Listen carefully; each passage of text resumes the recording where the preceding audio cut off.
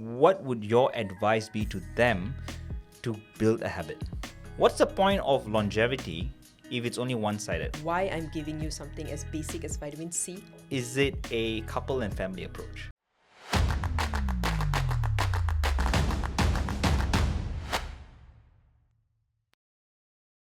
Hi, I'm Dr. Ebenezer. So I founded Very Wellness and we've been focusing on longevity. And we've been wanting to do a podcast for a long time now. And many people ask me, why don't you do something? And we've been discussing what can we speak about. So I thought, what could be better than bringing my wife on a show, and do this together and see where it goes from here. So let me introduce you to Dr. Anita. Dr. Anita is, once again, my very beautiful wife, my pillar and my strength, if I can say, the light bulb to longevity and also the one that makes it short fused. So let's discuss today with Dr. Anita and let's carry the conversation forward. So when we speak longevity, what comes to your mind? To me, longevity is not just about science, wellness. It's also things that we do outside of the clinic, apart from the things that you do in the clinic to prolong your lifespan. What could that be? Okay, so apart from the usual things that we do, supplements, treatments, intravenous vitamin infusions, ozone therapy, exosomes treatment and whatnot, what I also think promote to longevity is things like your exercise, is things like your food, meditation, your own quiet time, things that actually contribute to your mental health and well-being. Okay, so it feels a bit technical, right? Like we're talking what people need to do and whatnot.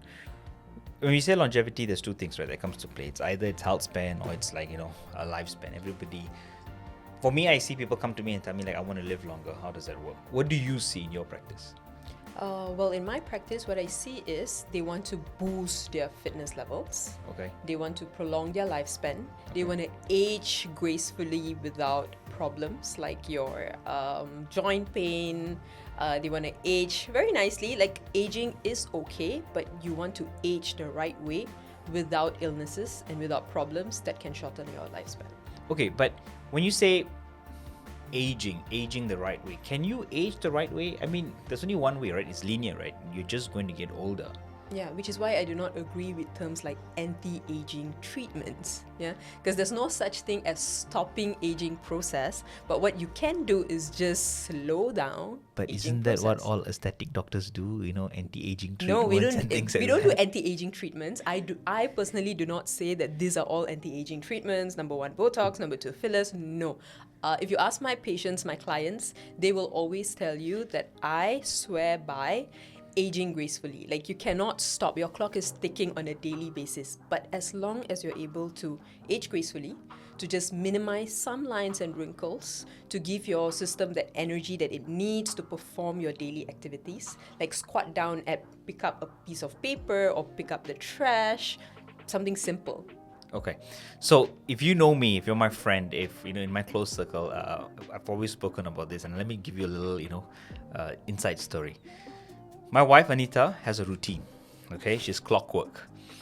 Every day, 7 days a week for the last 8 years, I think since after our internship, she wakes up, she exercises, she eats the same breakfast. Mind you, I think for the last 7 or 8 years, the same thing. I don't know how anybody does that, all right? But she has to work out. So much so, even if we go on a holiday, I can only pick a hotel that has a gym. If there's no gym, I cannot stay in that hotel, right? Although I call myself a longevity doctor, to be honest with you, the one who practices what she preaches is more her than me. Okay, yeah, fine. The one who practices what the both of us preach is likely her more than me. I try to do my best, right? But what I want to ask you is like, okay, for couples out there, do you think longevity is a personal and individual approach, or is it a couple and family approach? To me personally, I think it's an individual approach because there's only so much another person can force and try and bring out the discipline in another person. Like, come on, guys, we're all adults. Like, if this is something that you really want to do for yourself, wake up earlier, work out. This if is you towards wanna, me. She's trying if you to want to hint it to me. meditate. If you want to eat right, eat right. And if not, prep your own meals. Something as basic as my regular oats that I've been eating for the last 8 years. I know a lot of you have asked me recipes for it. I will share it with you. No, but okay, let's be clear. Remember when you said you wanted to go dairy free, and I freaked out. I was like, "Are you crazy? Dairy free? You know what's next? Vegan?" But now I'm also doing dairy free, right? To a Exactly. great extent. Exactly. So, don't you not think there is a couple approach to this? It's 2%. Yes, maybe I did not decide I on it. inspired you. Yeah, you inspired me, right? But maybe the change does not have to be straight up. Maybe some of us need some time to warm into the idea and see how that works out. No, I understand. I understand in terms of like getting everyone together, inspiring each other, trying to bring out the best of each other. But sometimes discipline is what we all need. Discipline, motivation. But let's talk genetics, right? Isn't discipline differs from person to person and a genetic plays a role? Some people, for example, are early risers and that is bound into your genes, and some people are not. For example, some people are a morning person, some people are evening person. Like I'm a night owl, I'm nocturnal, you got to be bed by 10, come rain, come sunshine, right? So isn't that different person to person? What discipline is for one person, or the way that framework is, could be very different for another person. So when you're talking about two people in a relationship, and what's the point of longevity if it's only one-sided? What's the point of living long to 89? Right? What, you want to be alone till 100 years old and do your own thing? Shouldn't it be like two ways, right? And that discipline could be very different for you and me. So what do you think? I think it's true, but I still stay by what I think, that discipline is super important. So how do you ensure that, you're disciplined? I don't know if you've seen this article about building habits, right? Like anything that you do for like 21 days, that will embed into a whole new lifestyle. So starting that first 21 days is going to be very difficult, but the more you do each day, you are building a habit. Right? But then again, I also get it. Not everybody is a creature of habit. So, which is why you need that 21 days to build a habit. Okay. But do you think circumstances, lifestyle, make a role? No. Lifestyle, that is just a reason. No, look at it. You said 21 days, okay? So I'm going to put it out there. I always tell her that I'm running a business, so it requires more time and attention to be, my time is not fixed, so I cannot do certain things fixed. And I tell her that you work an 8 to 5, so you have a more regularized schedule, so it's easier for you to fix a lifestyle. But you're saying 21 days you fix it and you should be able to do it. But what if after 21 days I get a new contract or a new business or something else that needs to be done, or something else changes and that's outside the control that I have? You definitely do not start your day at 8 a.m. Yes. You're always out at like 10:30, 11, yeah, which means you've got ample of time in the morning to create a habit. Yes, so that's what I'm saying, right? So how do couples, right, that have two different backgrounds, for example, how do they create a habit together to ensure that they are able to achieve longevity? How do they do that? To ensure that lifespan, health span, those hacks they're doing, the food, all the little things that you said, how do they ensure that they are supporting one another? Do you not think that's important? Which goes back to the first question I asked you, right? Do you think it's an individual journey, or if it is a journey together? Because I'll tell you, my next follow-up question will be about how do we ensure longevity is about community building? How do families do that and pass that down to kids? Kids will see what their parents do and follow through, right? So do you not think that it's a couple thing, encouraging one another, incorporating it? Exactly. You can encourage one another, you can motivate one another, but when is the time to stop? Like, when do you do it? Until when? Up till which point? Until maybe when the habit is formed. Until you realize that you're doing it already together. Okay, let's go to a different question. Do you feel, since your clockwork right now and it's something that you do so regularly, do you think the place that you're in, Dubai for example, has made it a bit easier for you? For me, is 100%. But of course, we're going to leave this whole Malaysia to Dubai conversation on another day because that's a long story. But Dubai has definitely changed my life in a very good way. Like, I cannot imagine what life would be like if we're not here in Dubai today. Why though? Because I feel the country has given me so many opportunities. It has changed my life for the better. I just really do love our life here in Dubai. Of course, I can't deny that. Now, Dubai has been truly amazing. But if you were to go back to Kuala Lumpur, do you think you'll be able to sustain the same lifestyle and also the same regime that you're following through? In terms of routine, regime, and lifestyle, yes, because I'm not going back to KKM. Yeah, I'm definitely going to be in private. But I don't think that will be an easy decision for us. So that sentence you just said, Rana, KKM, disclaimer, guys, that is basically the Ministry of Health. That's the government we used to work for. We used to work for public hospitals back home before we went into private. So when you work, or if you were to work for, public sectors like the KKM, the Ministry of Health back home, you work very long hours. You do a lot of on-calls. There's a shortage of doctors, and this is a common thing. You read in the papers, you see these things. So are you saying that, if you were to be working in this space, you will not have the time? And are you saying that they can't do it? Yeah, 100%. First, you have also worked in KKM. We both have served the government before. But your journey started when you were in KKM. Do you remember? That's discipline, that's motivation. But was it sustainable? Some days were really hard due to the long working hours, the back-to-back, every other day The on on-calls. calls. Madness. Yeah, I remember how you used to come home I used late to at night. hate it.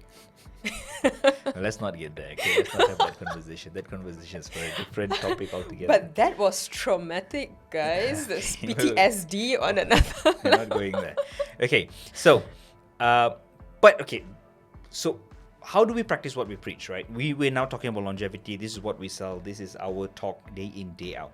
Why don't you tell me, Dr. Ebenezer, how do you, while promoting longevity, what are the things that you do for yourself?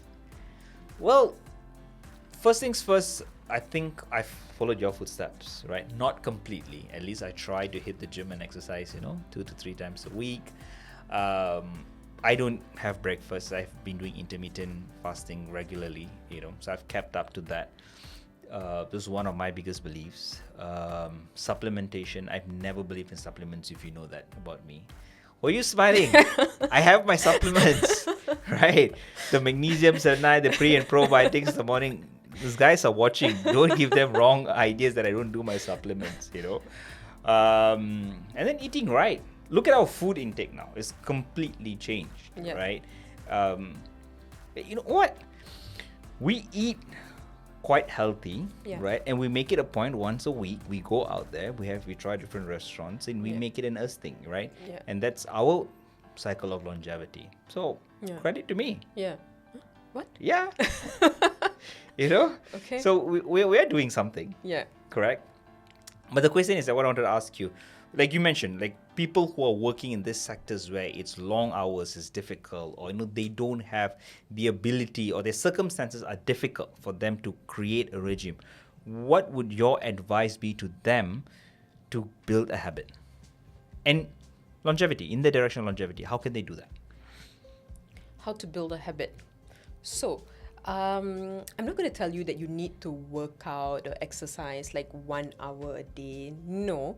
If you can squeeze in 30 minutes in that 24 hours, 30 minutes out of 24 hours is what? Not even 10% of your daily percentage, right? If you can squeeze at least 30 minutes a day for a quick HIIT workout, HIIT workout, or like a quick strength training exercise, or like a basic run or a jog on the treadmill, that will actually make a lot of difference.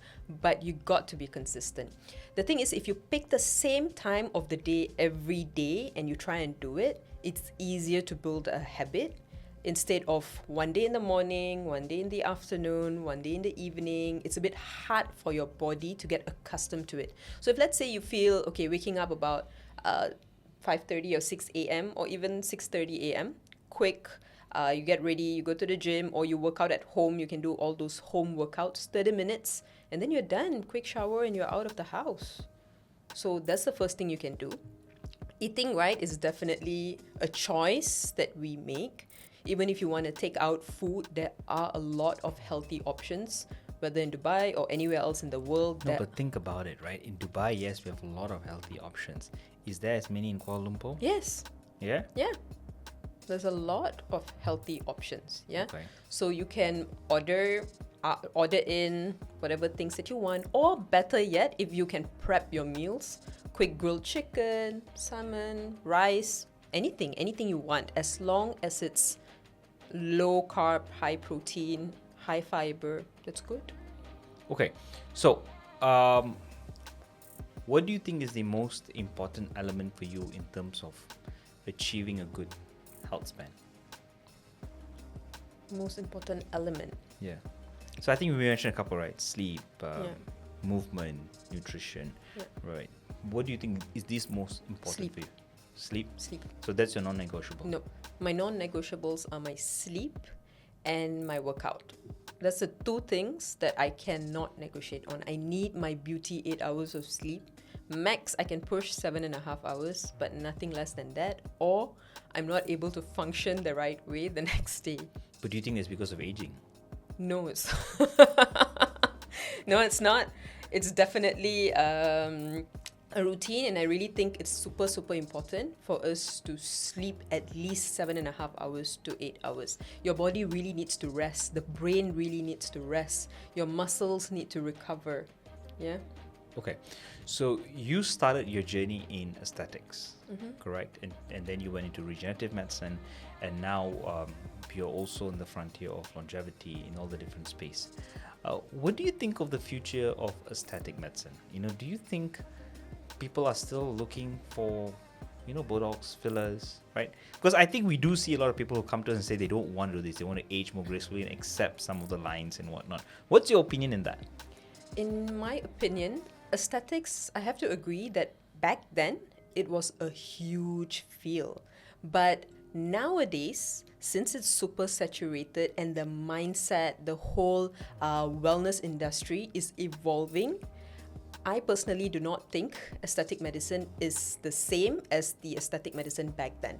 Now, aesthetics is combined with regenerative medicine for us to achieve amazing results without looking fake. And when I say that, yes, Botox and fillers, they are amazing. It gives you almost instant results. 3 to 5 days, you get your results. But it doesn't stay as long, and it doesn't really focus on your natural skin quality. Yeah. So now what we do is we focus on a lot of treatments like exosome injections, stem cells injection, yeah, to achieve that results. Yeah, so promoting your own skin quality while aging gracefully. Let's talk regenerative medicine. I think this will be interesting and nice. So, as you know, coming from Malaysia, right, we've got a lot of exposure in regenerative medicine, stem cells, exosomes, and we've seen a lot of that. Now, this is booming in different parts of the world, right? We see that here in Dubai, UAE as well. What's your thoughts on that? I'm so glad that regenerative medicine, in specific like stem cells and exosomes, is pretty new here in the UAE, and we are at the right place. Like, we're starting at the right place. Yeah. So what was your question? So what's your opinion on it? That's my question. What do you think of this whole stem cell thing? No, I think it's amazing. I 100% love it because I've seen amazing results using stem cells and also exosome treatments, especially for fine lines, wrinkles, even general skin quality. Yeah. Yeah, but okay. You know how aesthetic medicine is heavily regulated, right? There's system, there's SOPs and stuff like that. Regen medicine isn't. It's still a lot of blur lines, gray lines. Do you think it should be regulated? Yeah, I think it should be regulated. I think everything that we do should be regulated, because when it's not regulated, you get a whole bunch of non-medics who come up with new things and new terms and new treatments and new protocols, and some of them even call themselves doctor. Yeah, They try and do consultations. They try and tell you what you need without knowing the science behind it. It's like one answer suits all sort of thing. Sounds like a lot of hate. No, but you agree with what I say, right? Like, you're also in the field. Have you seen anyone doing the wrong things with stem cells and exosomes and any other procedures that's classified under regenerative medicine? No, of course, I've seen a lot of people who do. I mean, they sell these procedures and tell this is exosomes, especially is growth factors. This is stem cells, but you don't even know what the source of stem cells is. And like any stem cell can be used for everything else. Exactly. There's no screening procedures, right? And what? Plant stem cells? Don't do that. Okay, we're not going down that road. There are some very successful clinics, brands out there using plant stem cells, okay, and they're doing very Come well. on, guys, really? In a world where we've got like proper umbilical cord stem cells, bone marrow stem cells, and whatnot, plant stem cells, is really our epigenetics the same as plants? But there's some people say that there's some similarities. Really, apparently. Dr. Ebenezer? Okay, What do fine, you no, think I don't about know. it? I don't understand the topic, so I disagree. I won't lie, but no, going back to stem cells, right? So we see this booming, right? Do you think it's applicable only in aesthetics or also in non-aesthetic procedures? Aesthetics and non-aesthetic procedures. Okay. Where do you see the future of stem cells to be? What do you think is going to, change the industry, or what's next? Now, stem cells are already booming. What's next?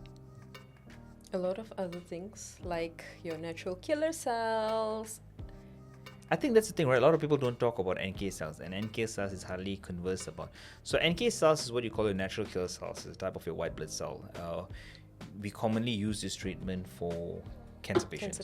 Right? The thing is, I'm sure all of y'all should know by now that stem cells cannot be done for cancer patients, right? Because, researches are still ongoing and they can't really say it's super safe. So, being doctors who are safe, we do not do stem cells for patients with active ongoing cancer. Then natural killer cells come into place. Yeah. So, let's put some definition to it so that we do not get confused. When you have certain blood cancers, there are treatment called stem cell transfusion that is being done. All right. There's two types of stem cell transfusion that can be done: your own, right, or a donated cell. Essentially, what they do is they try to promote new cell growth, kill up all the old cells, and hope that the cancer gets suppressed, especially blood cancer. Now, the kind of stem cells we are talking about that is not suitable for cancer patients are when you do the regenerative treatment for anti-aging purposes, or she doesn't believe in anti-aging, the purposes of wellness, right? So you use your mesenchymal cells, you're using your adipose tissue cells, you're using your, any of your blood factor type of cells. Now, the thing is, cancer cells has a stemness to it, okay? When you give a patient who has got a risk of cancer, or where they actually have cancer cells that are circulating in their blood or in their system, you may proliferate that growth significantly faster. Okay, so that's why it's very important you get screened before you get stem cells done, and then you do your stem cells, right? Have you seen stem cells go wrong? Personally, in my opinion, because my screening is very thorough and extensive, touch wood, I have not seen stem cells go wrong just yet. Yeah, let's hope that we keep Yeah. going into that. But have you seen stem cells going wrong in your practice? We do a very thorough screening, right? So we have not seen stem cells go wrong so far. We don't accept all cases. Exactly. We reject cases that we don't think is suitable. Which is why I think when a doctor rejects you from a certain procedure, that means he or she has gone through the whole potential possibilities of the whole treatment being complicated, and if you're not the right candidate for the treatment. So I would rather a doctor go through that whole series of tests and then tell you, yes, you can do it, or no, you cannot do it. Because anybody who tells you, no, everybody can do it, there's something wrong with it. Yeah, no, you can't. Everybody can't do everything. There's definitely not something that's going to work. Do you think stem cell can become like supplements, turn into food and pills that you can eat? No, of course not. You can't? No, I really don't think so. You don't think we'll go in those direction where, I actually saw somebody post on Instagram yesterday. They had this little bottle drink that says stem cell drink. Ship and placenta. Is that what it is? Yeah. Would it You know, work? this thing has been there in the market for a long time. Sheep placenta stem cells, apple stem cells. Like, take it and you like. But we've also seen the people who take those, placenta after, you give birth, you store your placenta, you cook it up, put it into pill form and take it. Yeah. Any benefits in that? I think so, because the placenta is a world of food for the baby, right? So collagen, everything. So why not sheep placenta? I mean, Because sheep collagen, genetically, is our DNA the same as a sheep, Dr. Ebenezer? Okay, So that's why so I what don't about agree. conditions like, where people have white hair? Do you think things like stem cells are going to be able to fix that? No. It will help hair growth, yes. It will stimulate hair follicles, yes. But is it going to turn your gray hair black? No. Not a chance. No, I got to be honest, no. If anybody's telling you that, it's a lie, right? Do you think stem cells can turn your biological clock, Yes. go back in time? That, yes.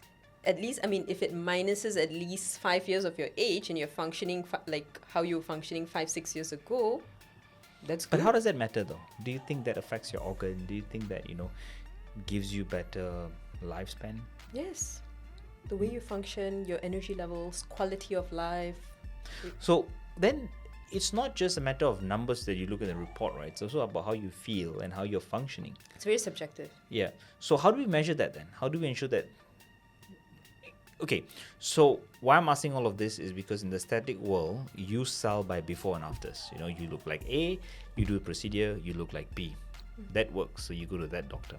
In our world, in longevity, functional, regen, you can't measure these things. You can't see, and we've been working on how we can collect this data, see what kind of protocols we can build, right? So how do you measure that? How do you tell? Shouldn't there be an approach? A way to measure? Yeah. Yeah, blood works. Of course, if someone has got a HbA1c that's not great, or even let's say lipid profile that's not looking very great, and they make some lifestyle adjustments, they do all these different treatments. Yes, feeling is very subjective. How they look is subjective, because you're not going to look like A and then turn to B like after the procedure, right? So 4, 5, 6 months down the road, you repeat the blood works, and I'm 100% sure you will see changes, you will see benefits. Yeah. And I think it's also super important for us to educate patients on what to expect. So we see a lot of healthy patients, Yeah. right? Do you think patients with chronic conditions should use stem cells? Yes, 100%. All cases? Not all cases, but I do think stem cells will play a role in chronic diseases as well. But we have to set the boundaries, right? yeah. We have to set the expectations. Be realistic. Be realistic about what can be achieved, what can be achieved, and what people are doing. So what are your thoughts about all these people who are just randomly selling stem cells out there and promising the world to people? You really want to know? We're going to collect a bunch of haters out there. Why not, right? Well, honestly, guys, I think if you really want to dive into taking care of your health, doing treatments, stem cells, anything, even like a basic intravenous vitamin infusion, go to a certified healthcare provider, someone who will explain to you the whole process. Because I do know some people that come and tell me, oh, I've done this there. I'm like, okay, why did you do it? I don't know, they just gave that to me. Like, what do you we mean? always give that. Yeah, like most of the time, like, I make sure before you do a treatment, you know exactly why you're doing it, why I'm giving you this. Like, what I will not tolerate is people telling me, oh, you're giving me all of these treatments for money. No, because I do not do that. Yes, money is a very important part of all of our lives, but honestly, I don't do that. I can give you explanation as to why I'm giving you something as basic as vitamin C, something as basic as like amino acids like lysine, phenylalanine. I can tell you exactly why I'm giving you that. Yeah, but people are nowadays buying IV drips based on the names that's on the menu, not Right, which is why when people tell me, like, can I know, like, okay, I see this thing is I called want a liver radi- detox. Yeah, I want liver detox. I had like a whole crazy night yesterday. I just want like a hangover drip.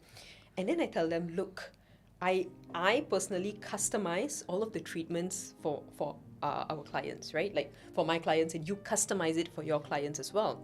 So we don't just give something off of the menu. A menu is there because it's there. Yeah, because Marketing purpose to make it Exactly, easier. exactly. Yeah, but it's not all the same. exactly. I'll give you a bit of insight. Okay, I'm not sure if I'm supposed to do this on camera, but anyways, when we were younger, when we were dating, we used to go out. We were young, we drank, we had fun. So the morning after, before we have to go to work or do whatever we need to do, I would do drips, right? And remember, when we started off with vitamin B12 just to bind to the alcohol and help you clear your system, and then we learned about different protocols, and then we built our own stuff. It's not about It's a pharmacy at home, guys. no, of course, that's a perk of being a doctor, marrying one as well.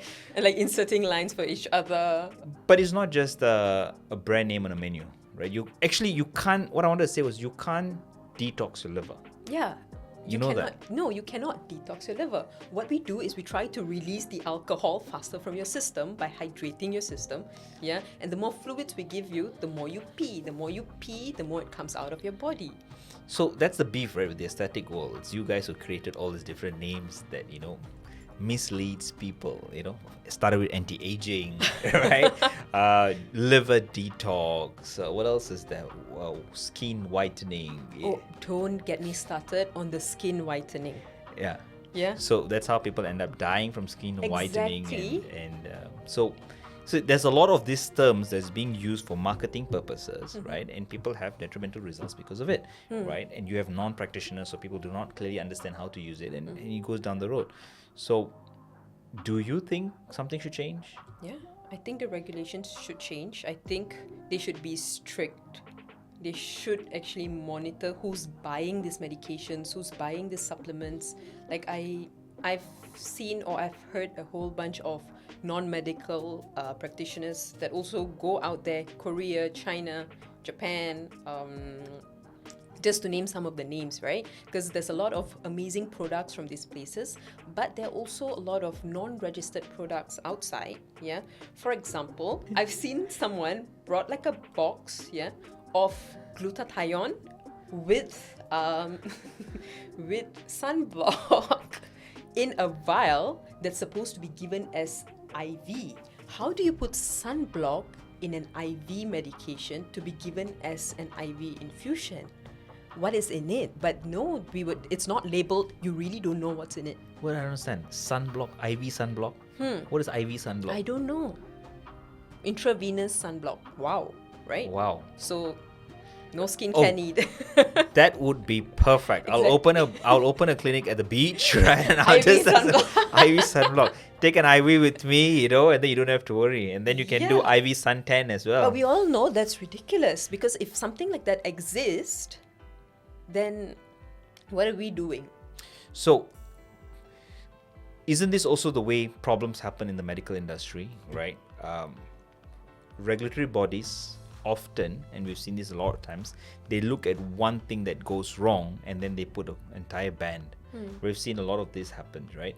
So who do you think is at fault? Who do you think is to be blamed? How do we fix this? How do we ensure... Post-COVID, we've seen a lot of changes, right? The wellness industry is booming today. Aesthetic industry is slightly slowing down. You see a shift in people's consumption. People using more supplementations. We have better understanding of all of these things. People care about their health better.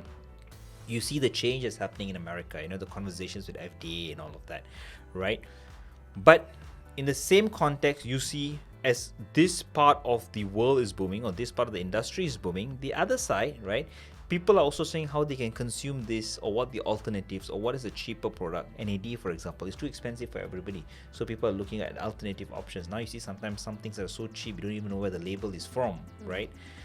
So who is responsible to this? How can we fix this problem? Okay, the medical side, right? Treatments are expensive, right? But it's also quality. Yeah. So if you want to achieve something, like whatever your goal of treatment is, right? If you cannot afford a certain treatment, there are different methods and different approaches to achieve that goal of treatment within the budget that you have. Like, you really don't have to go down to the level where you get all this cheap product. I mean, it's going in your body, in your system. Why do you compromise your health? Yeah. For example, like you said, NAD. Yeah. NAD, as we all know, is a coenzyme that works on a cellular level in terms It's not a of protein, just Yeah, so you it's- know. I watched somebody say it's a protein recently on Instagram. It's not. A Shall we protein. like put a No, let's not call let's out not people. call anyone out. So NAD again is a coenzyme. It helps with cellular repair and recovery, right? So what will you see with this? Basically, energy levels improvement, metabolism. It's like a whole system sort of improvement, yeah? So if you are not able to do NAD for whatever reason, yeah, we've got other treatment options like intravenous vitamin infusions that focuses on antioxidants that can also help give you the same benefits. Why do I feel like you're selling your products now? I'm not selling my products, but I'm telling you, like, really, budget is really not a problem. There are different treatments. Another thing is ozone therapy. Like, you can't do NAD, you can't do antioxidant. You sure you're not drips. selling your services Yeah? now? No, I'm not selling my services. But ozone therapy is a very cheap procedure, but it hits the spot. Okay, but alternatively, you can also choose supplements. Yeah. Right? And we've always said, like, I've never believed in supplements. And today we say, supplements is a way of life, but it's not one size fit all, and you can always choose. But there's also two types of supplements, right? Things that you get really cheap off Amazon and you don't know what is real and what isn't, or you go to proper website, you might need to pay a little bit more. But investing in your health is a lot more important than, being cheap about it, right? Yeah. Why discount your health? What Yeah. goes into your mouth is really, really important. Exactly. So if you really feel like you're not ready for it, my take, just eat right, exercise well, sleep well. It's pretty free, it's pretty cheap. It will definitely add a couple of years by itself. You don't have to do all the other, activities that cost money per se. Sustainable. Yeah, actually, think about it. You want to do a cold plunge? I'm pretty sure there's a river somewhere that you can go and cold plunge. Or in. put like Or ice cubes in a bucket. Yeah, fine. So I'm sorry, you can do that. You want a sauna? Come to Dubai. It's pretty much a sauna right now. Or take a holiday. There are a lot of ways to. There are actually a lot of sustainable ways. If you really want to focus on your health, you really do not have to dive into all these expensive treatments. I mean, if you've got the money, why not? But if you don't feel sad. Like, you can sleep well, you can eat well, yeah. You can surround yourself with people who will bring out the best in you. Yeah. Yeah, no, absolutely. And I think once again, building communities, having a partner who understands that doing it together, it's what's most important. We see the boom, for example, of pickleball in Malaysia, right? But beyond a game, I think it's that community building that is amazing, because aside from that, you see that there is a reduction of consumption of alcohol in Gen Z. So we're starting to read a lot of this kind of reports and changes. So I feel, for example, one of the reasons people come for Botox is because of aging, right? You have all these lines. One of the reasons you have all of these lines is because of that chronic stress, abuse of alcohol. Do you not think with this Gen Z, these little young guys who are now all, sporty and all about wellness, They look amazing. do you think they'll still come for your Botox and whatnot? Yeah, they will. The thing is, Botox is not to remove all of your lines and wrinkles. When done correctly, it just softens the lines and wrinkles, which also prevents the lines from getting deeper. Yeah, I will save this for another day, static lines and whatnot. Yeah, but Botox, it's not going to make you look frozen. When done correctly, you will look amazing. Okay. So what about things like Ozempic? What's your thoughts about that? Well, everybody's on it, right? But should people be on it? No, technically you should not. It's not necessary for you to be on it, but it's become such a trend that now 1 in every 3 people, 1 in 3 or 1 in 5. But that's the thing, right? So when you talk about longevity, you talk about lifespan, health, then you talk about habits. When you have all of this conversation, then you have boom, Ozempic. It's a shortcut. When I have a lot of people who take it and be like, Doc, I'm doing this, I'm doing that, I'm also doing this thing. Yeah, and then I'm losing all the weight. But what's your opinion of that? Let me ask you first, then I'll give my opinion. Anything fast would result in long-term side effects. Maybe not now, 3 years down the road, 5 years down the road, maybe even 10 years down the road. Any shortcuts, anything that you achieve fast, yeah, even in life, right? It's not going to stay long, and it will come with long-term complications. So you can use it as a tool, but the goal is to find a sustainable lifestyle change that can actually help you in the long run. Not something for you to be dependent on and be like, this is my weight loss drug that I'm going to be on forever and ever. And then you have gut issues and you have all the different problems in the world. But that's the thing, right? I've heard some people telling me that it has improved their gut health. Does Ozempic / Mounjaro improve your gut health? They told me that they felt like they are on the drug because it reduces bloating and whatnot. Yeah, it reduces bloating because it just reduces your motility of your gut. I don't think that actually works in the long run. It's going to make it worse down the road. Not the right reason. But I do know one thing though. A lot of people have become fertile since these drugs came out, right? We're seeing a lot of people on it getting pregnant and. True, but it's not all bad. It's not all bad. Yeah, when done Use it correctly, correctly, yes, when used correctly under supervision, then you see amazing results. But you got to get off of it and then find a more sustainable way as to how to maintain your weight loss journey or how to maintain your weight. Okay, fantastic. Is there anything else you want to talk about? So this is our first time doing this, right? We're hoping to do more shows probably with Anita, and we would like to have more people on board, So if there's any questions that you have, is there anything that you would like to ask us, right? Leave them on the comments. I'm not too sure yet where all of this is going to go to, but write to us, Please follow us on our Instagram, Dr. Ebenezer, Dr. Anita Raju. and we will be glad to catch you on the next episode. Cheers, guys. Thank you.